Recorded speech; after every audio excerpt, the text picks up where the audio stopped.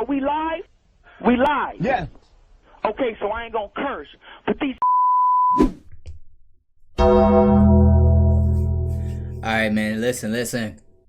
Y'all already know we back, man. Hey, listen, I got a little turban on. You can see the braids through the turban. You can see the braids. I got got like 4 braids. You know, a little cornrow situation going to the back. But did y'all even ask me that? No. Like, why am I even saying that? But anyway, we watching this video, man, how luxury brands brainwash you to buy. I'm gonna be honest. I'm not a luxury buyer. My brother is. My older brother, he likes to buy the Gucci. He had a whole Gucci fit one time. Nigga had the Gucci shirt, Gucci jacket, Gucci drawers, Gucci socks, Gucci shoes, Gucci backpack, Gucci glasses, Gucci hat. I don't know. Nigga had Gucci everything. Never done nothing like that. I'm an H&M, Burlington, you know, sometimes get a hoodie from Goodwill type deal. Got this from Walmart in Texas. But yeah, let me shut up. Let's get to the video, man. This is Louis Vuitton, the most valuable luxury brand in the world. Each year, it sells over $15 billion worth of products and leads the luxury fashion market with the highest profits than any of its competitors. But what you don't see is how these billion-dollar brands target the poor and not the rich. And get inside... Bro, he had that same fit on. He had the same fit on. Bro, I'm not lying to you. I promise you. And not the rich. Right there. He had the same fit. Hey, big bro, you cannot lie. You had this on, bro. You had it on. And get inside their head using neuroscience and marketing to control the minds of the masses. And today, I'm in Beverly Hills to shop the top 5 luxury fashion brands in the world I might and wear expose Dior. Exactly how they do it. And these are our covert mystery shopping glasses, so we can get footage and expose the tactics that these companies are using firsthand in the store. This is 10,400, this is 10,800. And I'm also going to show you how to apply these same tactics to your own business to dramatically increase your... Last time pausing for a while. I will say this. I think that's why, like, when you got these celebrities, like rappers, artists, whatever, and they talk about getting money and they talking about wearing this stuff, bro, that music gets sent to us, like the regular people, and then we want that shit. They don't even really care about it, bro. They just know that it's like gonna get them more money over time, you know what I'm saying, by flexing it and able to talk about it and stuff like that. But like, it's geared to get us to spend our last to get something that really is not worth it, bro. I've bought like I ain't gonna lie, I got some Temu, like they look like Easy Slides, bro. I got these from Temu, bro. They comfortable as hell. But they not Yeezys. They wishies. I don't know what to call them. They something. Profits. All right. If you don't know me, I'm Sabri Subi. I'm an investor on Shark Tank. I've generated $7.8 billion for my clients. First up is Louis Vuitton. So before we go into the store, here are some of the tactics that they are known to deploy in store that I'm going to be keeping my eye out for. So these brands, they go through the most extreme measures to manufacture exclusivity. Have the shit Their ugly limited as hell. stock, that is all a fugazi. Do you really think that they don't have the funds to go out there and procure the goods to make enough to sell to the demand? Of course they do. It is by design. They want to keep that stock low so that it increases the urgency for you to act now when they do have the inventory in place and to make it more desirable in the first place. So my Like bodyguards Apple. and I headed into Louis Vuitton to investigate. I told them to pretend I was a billionaire sheikh from Dubai to see how these luxury brands would treat me inside. Immediately, we were met with our first challenge. This is all women's. Okay. You're very close, 2 blocks. We went to the all-women's store, so we ventured over to the men's store to try and buy a passport wallet. Immediately, we were assigned a personal shopper to show us around the store. I found my wallet on display, and what do you know? They said that this specific item had insane demand and that it wasn't available at this store. But I refused to give up, so we drove 40 minutes to another Louis store. Immediately, we were greeted with another personal shopper. I told them that I wanted a passport wallet and she immediately brought me to their travel section. Here's where it gets juicy. She mentioned that the wallet I was after was hard to come by, and while she checked the back of the store, she tried to sell me a $1,000 pair of sunglasses, as well as a $4,000 Bro, if I spend $1,000 to block the sun, I need to have superpowers with that shit. Like, I need to be able to, nigga, see through shit. There's no reason that you need to pay $1,000 to block the sun. They're sunglasses. They're not no Ray beams. And then you got this damn bag that says 4,000 on it. I better be able to goddamn unlimitedly, like I should be able to put a bunch of stuff in there and stuff it, and then when I want to grab something else to put in there, it should be able to fit over and over again unlimitedly. That limitedly is not even a word. That's how, like, this is outrageous. $4,000 for a bag? Like think about the Birkin bag. Nigga, it's like $300,000 for what? To have your little iPhone in there, your little wallet, your keys, your tampons, like, bro, I will never understand why. But maybe I should finish watching this video instead of talking so much. Y'all agree? Me too. $1 duffel bag. They ended up having the wallet, but somehow it was the last one in stock. All right, so we just copped some Louis V. Whatever it is that you choose that you want, they validate that immediately. That's our most popular. We've only got one more of those in stock. And it's by limiting this supply do things become infinitely more desirable. And why people laugh about it and they say, oh, that's so extreme, the reason that they do it is because it works. And it's not just these huge, massive luxury fashion brands. Think about some of your favorite brands. Think about Apple, for instance. Yeah. You can't just go in there and just buy their brand new products whenever you want it. They only have a certain amount of inventory that's sent to each location. And if you try to call up in advance and being like, hey, can I get this certain iPhone? Bro, I got the AirPod Maxes and I don't even, they over here. I barely wear those. The only time I wear them is like in the airport and like when I go shopping or something. I don't know. But like, I rarely wear them. They say, I don't know. We get a certain batch sent to the store every day and we don't even know what they're gonna send. And it's the whole manufacturing of that exclusivity is what gets people to just rock up in droves to buy their products. Next up is Dior.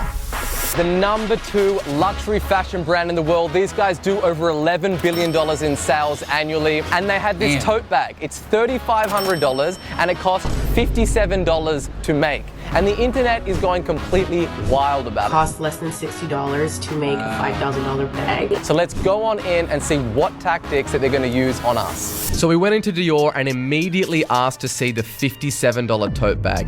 I couldn't believe that they sold these things for $3,500. It's an Egyptian cotton. It's woven. And even though I don't think it was anything special, I gotta respect it because this is the very first thing that I do when a client wires me $50K. I get on the phone with them and I tell them immediately, straight out of the gate, you need to double your prices because you want to be selling at a premium price point. Unless your business model is to be able to service the entire market so nobody can possibly compete with you on price, then operating at the lower end of the market is a fool's errand, and you do not want to play the race to the bottom because you never win. All prices are made up. When it comes to setting the price for your product, the setting matters. So you want to think about how do you actually present that product. If it's a physical product, what is the location that you've done the product photography?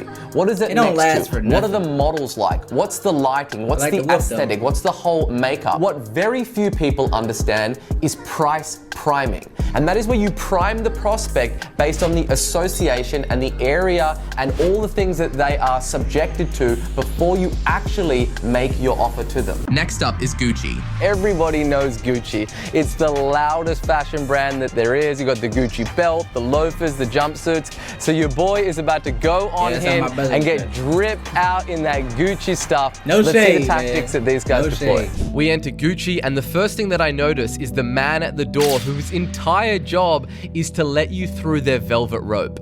I let them know that I wanted to get as drippy as possible, so they took me to the back of the store to all of the clothes. They offered me nothing but the finest sparkling water, and then I asked to try on one of their tracksuits. They left me waiting for around 10 minutes. My guess is that this was a tactic to get me to browse some more.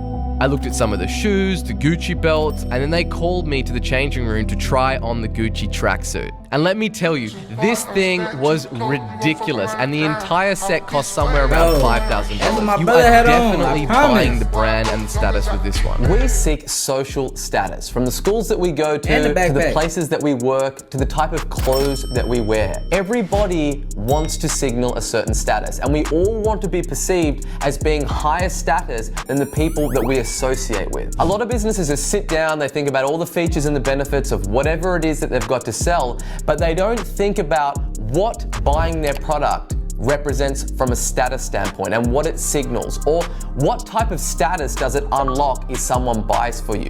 And if you think about these luxury brands, you are not buying the material, you're not buying the cotton, you're not buying all of those specific things. Yes, they harp on about craftsmanship and quality, but that is how they justify the sale. That is not how they get you to buy in the first place. It is an emotional sale. They are selling you the status of having the big Gucci logo on your tracksuit because they know all the rappers and celebrities, influencers, that it is what they're wearing. Said this and earlier. you want to be like them, and therefore this is like a cheat code. If you buy this, you are going to be like them. Before we dive into what might be the craziest manipulation tactic I've seen from any retailer at Rolex, I decided to play a little prank on the people over at Balenciaga. These guys are known for their out-of-pocket designs, my friend like AJ their loved $1,800 Balenciaga. leather chips bag and $4,000 tape bracelet. So I asked to try on their biggest... Bro, you're telling me niggas are buying this chip bag? Listen, I have a friend, his name AJ. AJ, I'm gonna send you this video. I'm also gonna send this to my big bro. Watch it all the way through. You're gonna get to this point, AJ. I know you like Balenciaga, but this is ridiculous. Guys are known for their out-of-pocket designs. Look at this. Like their $1,800... Bro, you're telling me you're buying a bag? You could take your actual Lay's bag and throw a zipper on top of that mug and put whatever you want in there. And it might last you a while, but then guess what? If it breaks, if something happens, go buy another bag of Lay's chips and do the same thing. Think about it. Just think about it. Think. You gotta think sometimes. A leather chips bag and $4,000... This right here, $4,000 tape wrap wrist thing. Who is wearing duct tape on their wrist? Who? If I see anybody with a Balenciaga duct tape wrist thing, bro, do not talk to me. Because I'm beneath you. Because you're obviously on a different level in life that you gotta put on a roll of tape on your damn wrist. The stupidest shit I've ever seen in my life. I'm sorry, this is the dumbest shit. The bag of chips and the wrist shit is the dumbest shit I've ever seen in my life. That cost that. How much was this? Designs, like their $1,800 leather chips bag. A bag of Lay's chips costs $1,800? $1,800, bro, because it says Balenciaga on it. And $4,000 tape. Oh my God. $4,000 for some damn tape on your wrist. I can go to Walmart and get 10, 20, 30 rolls of tape and put them on my wrist and I'm wrist up with some tape. This is crazy. Bracelet. So I asked to try on their biggest oversized hoodie and Kanye's favorite, the oversized Croc boots. Them is the dumbest. Okay. Them is dumb. Bro, I almost lost it when you made them bring out those fucking Croc boots.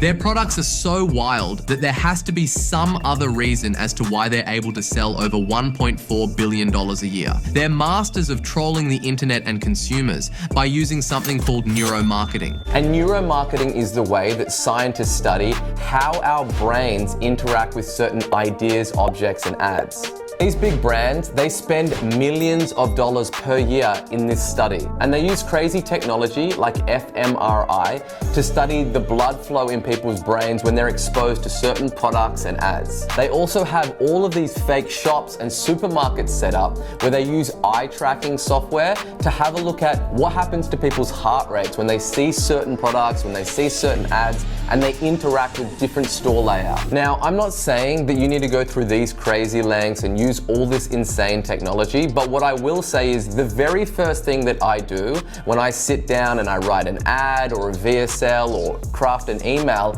is I think, what is the emotion that I'm trying to elicit? I don't think about how do I write this subject line or what's the hook gonna be. You first need to start from the place of like, how are you trying to make the prospect feel? Because all the masterful copy, all you putting the features and benefits, people don't remember that, but they will remember how you make them feel. All right, here we are out the front of Chanel. It is the 4th ranked luxury brand in the world. Let's go on in and see what it's all about. Inside of Chanel, I asked to see their most popular item, the classic Chanel bag. And of course, they tried to use the exclusivity of these bags against me. Caviar gold hardware. This is 10,400. This is 10,800. Claiming that it was a limit of 1 per customer when I asked to purchase 3 of them for my daughters. A few minutes later, and they let me know that miraculously that they happened to find 3 of these exact bags that I was looking for in stock. And they told me that I would actually be able to buy all 3 of them because I had me and my 2 bodyguards. But one thing that I noticed about Chanel that stands out from all the other luxury brands is just how heavy they lean into their feminine and timeless style. Everything they do, from the way the hostess greets you, the lighting in the store, the products themselves, all radiate the same energy. They want to link an association with an idea or a feeling with their brand. And it's the same thing with how Volvo pairs their brand with security and safety, or Nike with determination, and Apple with simplicity. It is simply a link between an idea and a concept to their brand,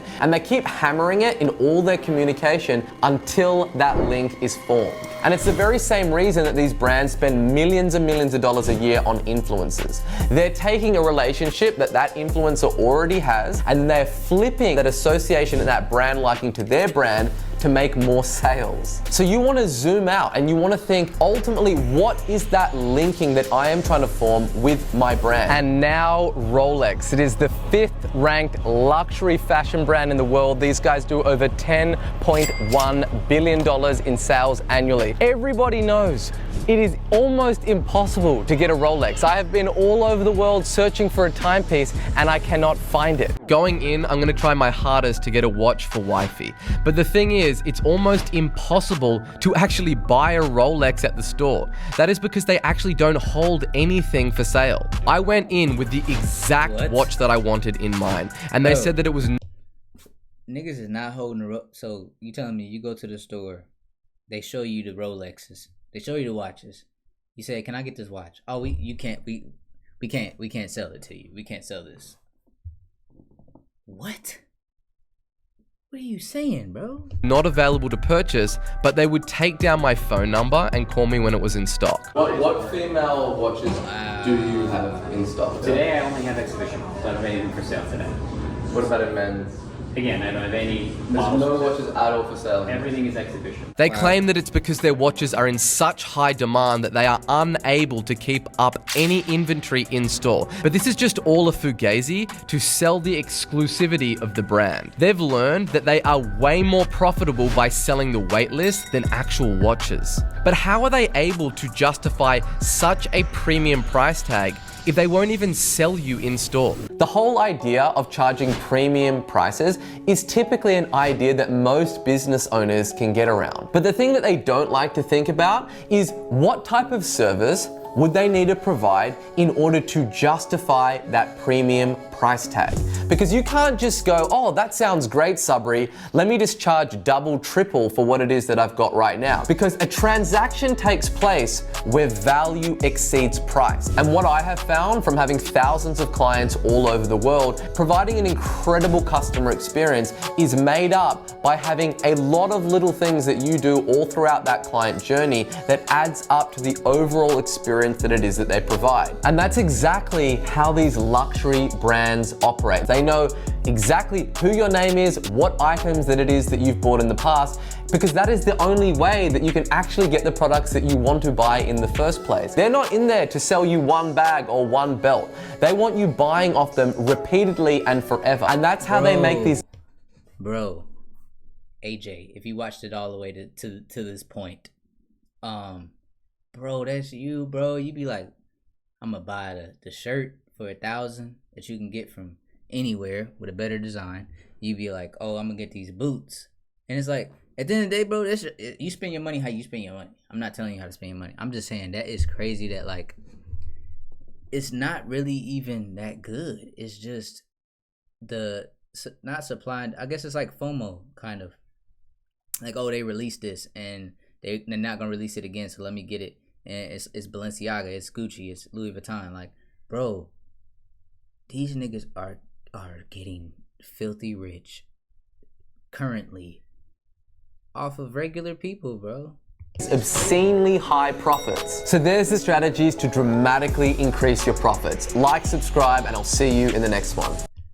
Man, that was a banger. That was a banger. I want to see some more of his stuff, man. I'm going to go ahead and subscribe, you know what I'm saying? Like y'all should do to my channel. You feel me? Y'all ain't subscribed yet. I'm going to go ahead and like the video. But yeah, man, that's the video, man. Until next time, I'm going to catch y'all next time, for sure. My nigga.